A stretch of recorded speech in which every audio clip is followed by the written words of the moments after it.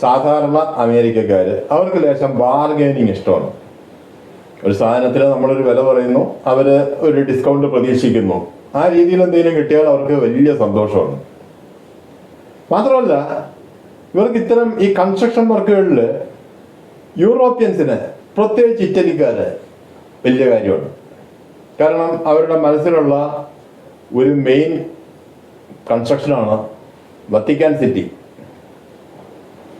അതുപോലൊന്ന് ലോകത്ത് വേറെ എവിടെയില്ല. അപ്പം അത്രയും നല്ല കൺസ്ട്രക്ഷൻ വർക്കിൻ്റെ ആൾക്കാരാണ് ഇറ്റലിക്കാർ, പൊതുവെ യൂറോപ്യൻസ് എന്നൊരു ചിന്താഗതി അമേരിക്കയിലുണ്ട്. അതുകൊണ്ട് ഇത്തരം വർക്കുകൾക്ക് യൂറോപ്യൻസിന് ഡിമാൻഡ് കൂടും, ഇറ്റലിക്കാർക്ക് ഏറ്റവും കൂടും. അതുകൊണ്ട് ഫ്രാങ്കോ കൊളംബിന് നല്ല ഡിമാൻഡാണ്.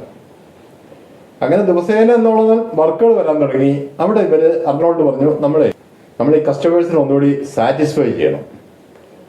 അതിന് പിന്നെ അവരൊരു പരിപാടി നടപ്പിലാക്കി. ഒരു സ്ഥലത്ത് ചെല്ലുന്നു, ഇന്നൊരു പണി, ഒരു ടേപ്പൊക്കെ എടുക്കുന്നു, അളവൊക്കെ എടുക്കുന്നു, ഒരു ഫ്രാങ്കോ ഇരുന്ന് എസ്റ്റിമേറ്റ് കണക്കാക്കും.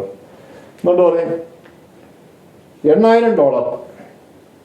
അപ്പോൾ ഓണർ ഇത് കേട്ടു, 8,000. ഇനി ഇവർ തമ്മിലൊരു തർക്കം തുടങ്ങിയാണ്. ഫ്രാങ്കോയും അർണോൾഡും കൂടി ഒരു തർക്കം. പക്ഷെ അത് ജർമ്മനിലാണ് ഇവർ തർക്കിക്കുക. അയാൾക്കൊന്നും മനസ്സിലാവില്ല. ഇവരിങ്ങനെ തർക്കിച്ചോണ്ടിരിക്കുമ്പോൾ ഓണർ ചോദിക്കും, എന്താ പ്രശ്നം?